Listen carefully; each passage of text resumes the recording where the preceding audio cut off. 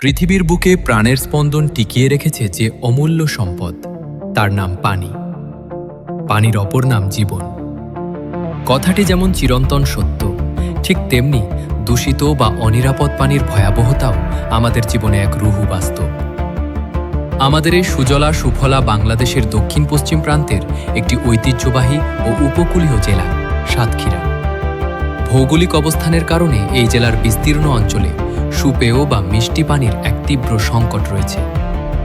প্রকৃতি এখানে উদার হলেও এক ফোঁটা বিশুদ্ধ পানির জন্য এই অঞ্চলের মানুষের সংগ্রাম এক দীর্ঘদিনের প্রতিদিনের লড়াই। এই সাতক্ষীরা জেলার অন্তর্গত দেবহাটা উপজেলার ৫ নম্বর দেবহাটা সদর ইউনিয়নের এক শান্ত, স্নিগ্ধ ও ছায়াশনিবিড় গ্রাম টাউন শ্রীপুর।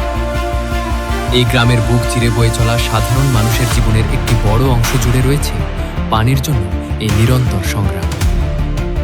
এই গ্রামেরই তেঁতুলতলা এলাকায় ঐতিহাসিক জমিদার কনকবাবুর পুকুর সংলগ্ন স্থানে মাথা উঁচু করে দাঁড়িয়ে আছে একটি অত্যন্ত গুরুত্বপূর্ণ স্থাপনা, একটি পানির ফিল্টার, যাকে কারিগরি ভাষায় বলা হয় পিএসএফ। দূর থেকে দেখলে এটি হয়তো ইট সিমেন্টের তৈরি একটি সাধারণ স্থাপনা মনে হতে পারে, কিন্তু স্থানীয় সাধারণ মানুষের কাছে, বিশেষ করে তৃষ্ণার্ত মানুষের কাছে, এটি আক্ষরিক অর্থেই এক জীবন রক্ষাকারী আশীর্বাদ।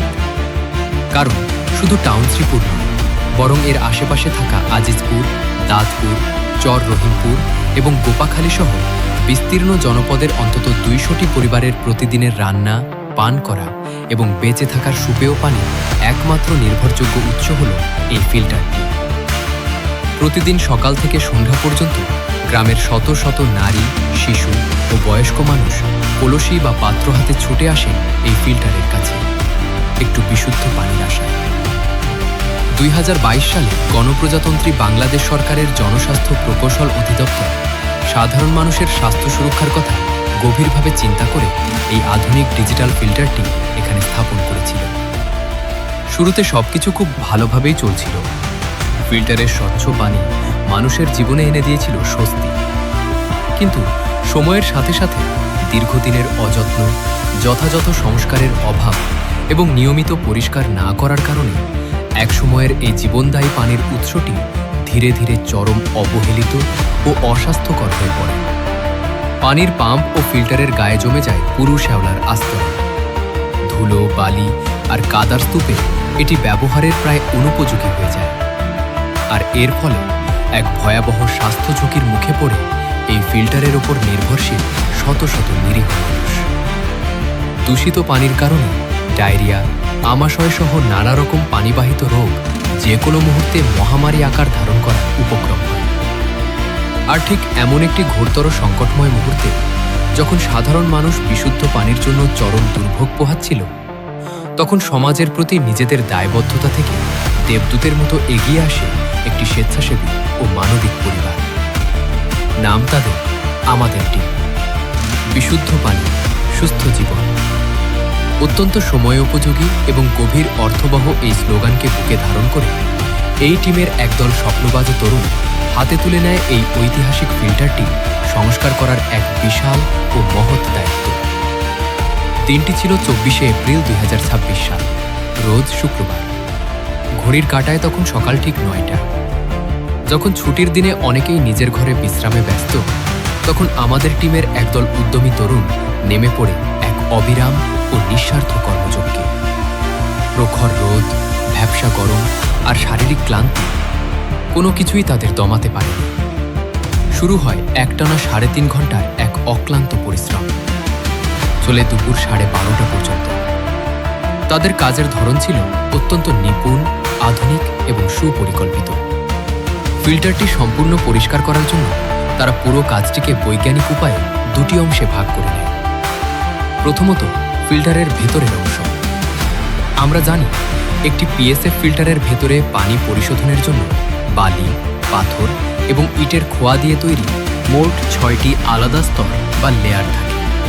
এই লেয়ারগুলো অত্যন্ত সতর্কতার সাথে নিখুঁতভাবে পরিষ্কার করা হয়। ভেতরে জমে থাকা সমস্ত দুর্গন্ধযুক্ত ময়লা, পলি এবং কাদা বের করে এনে ভেতরের পরিবেশকে করা হয় একেবারে নতুনের মতো স্বচ্ছ। দ্বিতীয়ত, ফিল্টারের বাইরের অংশ। আধুনিক সরঞ্জাম, ব্রাশ এবং শক্তিশালী ডিটারজেন্ট ব্যবহার করে বাইরের শ্যাওলা, ফাঙ্গাস ও নোংরা পরিবেশকে ঘন্টার পর ঘন্টা ঘষে মেজে সম্পূর্ণ জীবাণুমুক্ত করা হয়।